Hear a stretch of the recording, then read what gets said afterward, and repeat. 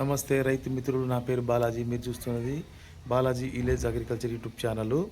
అందరూ రైతు మిత్రులు నా హృదయపూర్వక నమస్కారాలు. విషయం ఏంటంటే ఎడ్లు గోమాతను ప్రేమించే వాళ్ళు మాత్రం మనకు దోమ రాకుండా ఫ్యాన్ పెట్టగలరు. ఎందుకంటే మనం హ్యాపీగా ఇంట్లో పంటున్నాం, కానీ అవి కొట్టంలో అసలు అనేక రకాల దోమలు కుడుతున్నాయి. వాటికి చూడండి, మీకు చూపిస్తాను ఏ రకంగా ఫ్యాన్ పెట్టాలనో. చూడండి ఒకసారి. చూడండి రైతు మిత్రులు, ఎడ్లని ప్రేమించే మన గోమాతని ప్రేమించే వాళ్ళు లైక్ చేయండి, షేర్ చేయండి, సబ్స్క్రైబ్ చేసుకోండి.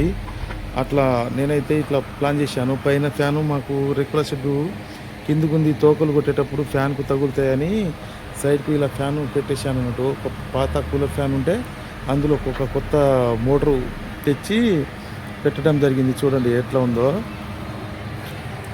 ఇలా మీకు కూడా ఎడ్లని ప్రేమించే గుణం ఉంటే ఇట్లా ప్లాన్ చేయండి. అవి కూడా హాయిగా పంటాయి. చూసామా, వాటి కింద మంచిగా హ్యాపీగా వాళ్ళు మంచిగా పండుకున్నాయి.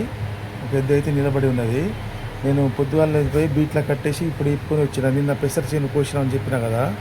పెసరు అంటే మార్కెట్లో పోసినాం, అక్కడి నుంచి వచ్చి మళ్ళీ ఎడ్లను తీసుకొచ్చి కట్టేయడం జరిగింది. చూడండి హ్యాపీగా పండుకున్నాయి. ఇట్లా కూలర్ ప్లాన్ చేసినాం అన్నట్టు. ఎడ్ల మీద ప్రేమ ఉన్న వాళ్ళు ఇట్లా ప్లాన్ చేయండి రైతు మిత్రులు. చూశారు కదా.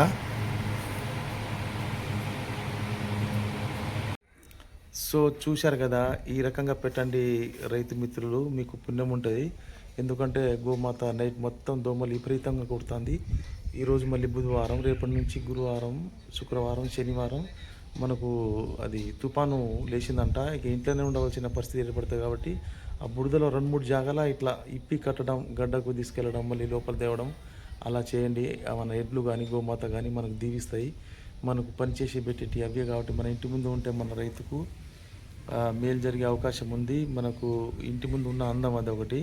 కాబట్టి నేను చెప్పేది మీరు గమనించి ఎడ్లని ఇట్లా ఫ్యాన్ పెట్టగలరని, ఈ రకంగా పెట్టగలరని నా యొక్క మనవి. Thank you. బాయ్. అందరు బాగుండాలి, ముఖ్యంగా రైతులు బాగుండాలి, అందులో మనం ఉండాలి. జై జవాన్, జై కిసాన్. Thank you. Bye bye.